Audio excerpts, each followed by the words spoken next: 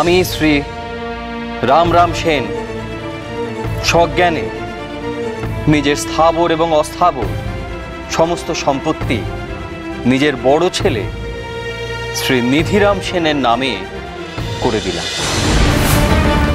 এসব মিথ্যে, আমি কখনোই এই বয়ান লিখিনি।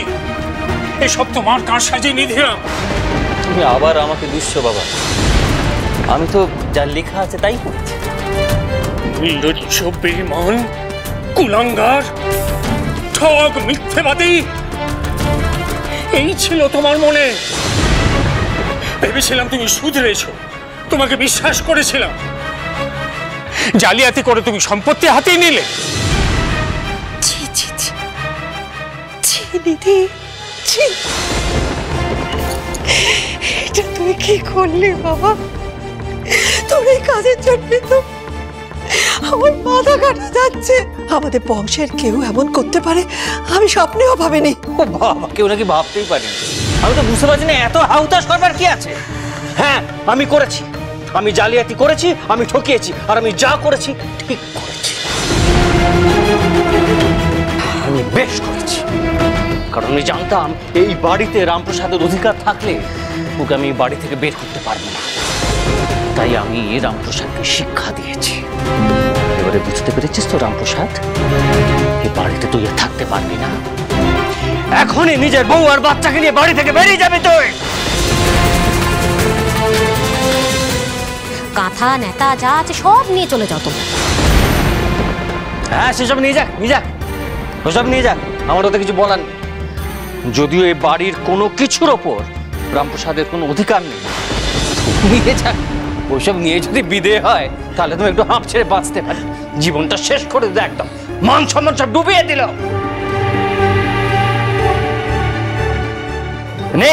নিয়ে যা, দূর হ, নিয়ে দূর হ।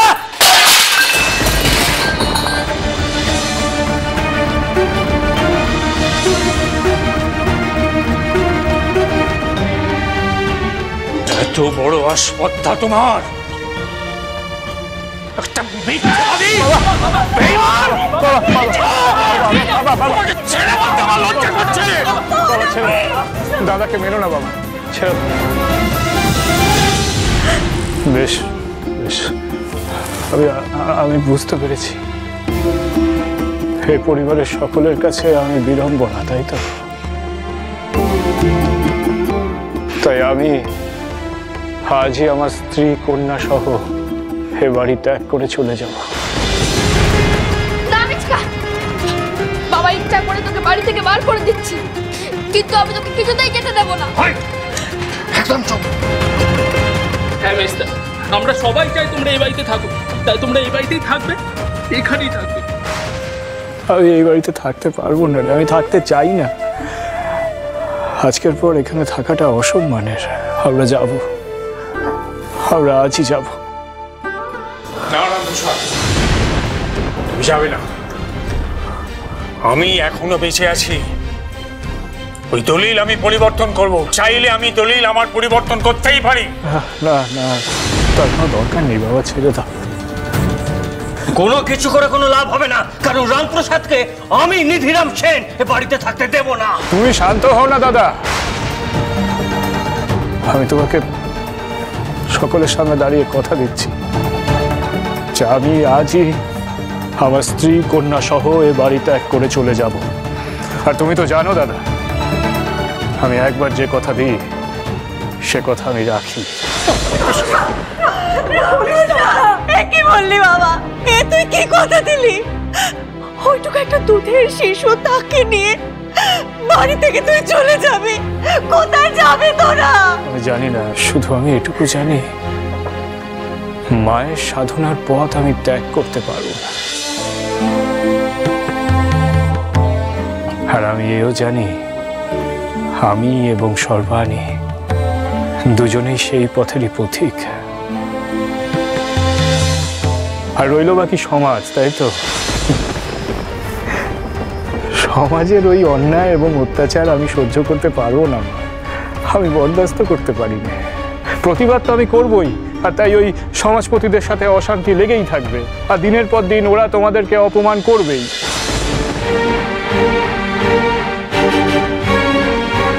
এ তো শেষ হওয়ার নয় মা। এই সমস্ত সমস্যার ওই একটাই সমাধান, আমাকে আমাকে এই বাড়ি ত্যাগ করে চলে যেতে হবে। না, তা হয় না রামপ্রসাদ। বাধা দিও না বাবা। সর্বাণী, আমি কি কোনো ভুল সিদ্ধান্ত নিয়েছি? না, আপনি একদম ঠিক সিদ্ধান্ত নিয়েছেন। আমরা এই বাড়ি ছেড়ে চলে গেলে এই বাড়ির মানুষজনদের আর কখনো পদে পদে অপমানিত হতে হবে না। ভাইয়ে ভাইয়ে কোনো লড়াই ঝগড়া থাকবে না, এমনকি এই পরিবারে ভাঙনও ধরবে না। ঠিকই বলেছেন সর্বাণী, আমাদের এই পরিবারটিকে রক্ষা করবার জন্যই আমাদেরকে এই সিদ্ধান্ত নিতে হবে। দাদা, আমার এই বাড়ি থেকে, আমার এই পরিবার থেকে আর কিচ্ছুটি চাই না। আমরা কুটোটিও নিয়ে যাব না, কেবল আমার মাকে আমি নিয়ে যেতে চাই আমার সাথে। আশা করি তাতে তোমার কোনো আপত্তি নেই। এটা ঠিক হলো না, একদম ঠিক হলো না। বর্দি, আপনি কাঁদবেন না। মা যদি চায় আমরা ঠিক বাড়িতে ফিরে আসবো। এখন মায়ের চাওয়াতে কিচ্ছু যাবে আসবে না। আমার স্বামী কি চান সেটাই আসুক। বাইরের লোকের অপমানের কথা বলছিলে না নিধি? অপমান তো আজ তোমরা আমাকে করলে। এরকম কিছু আমি দুঃস্বপ্নেও ভাবতে পারিনি। কিন্তু আমাকে ভাবতে হয় বাবা।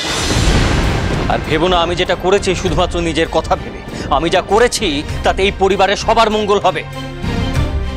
রামপ্রসাদ, তুই যা, তোর ওই মাকে সঙ্গে নিয়ে বাড়ি থেকে বিয়ে দেওয়া।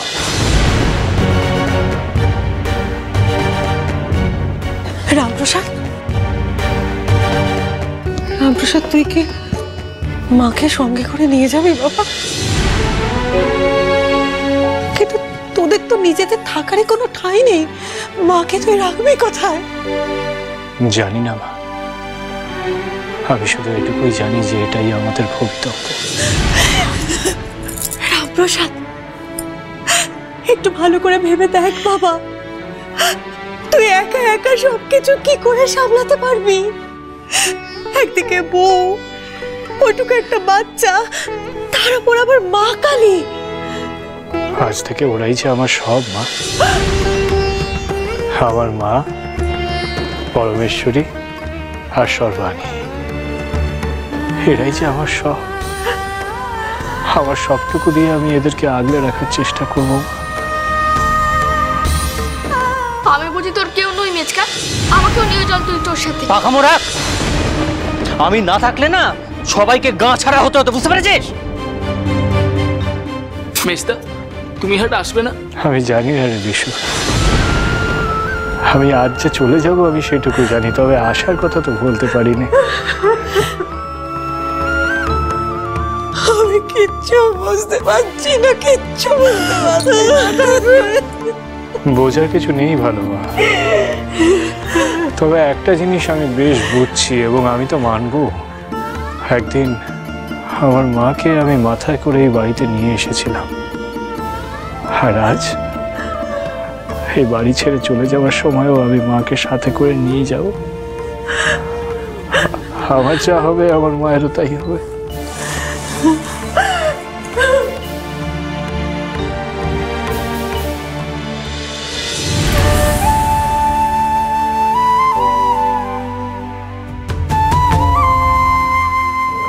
চল রে মা, আজ সকালে তবে তুই আমাকে এই ইঙ্গিতই দিচ্ছিলি? তোর এই বোকা ছেলেটা বোঝেনি রে মা।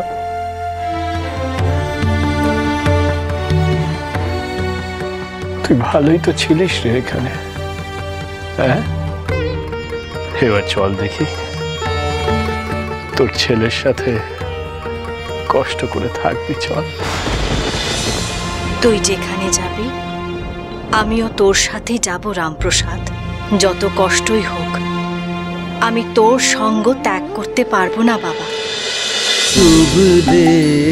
রামপ্রসাদ সোম থেকে রবি প্রতিদিন বিকেল 5:30টায় স্টার জলসায় ও ডিজনি প্লাস হটস্টারে।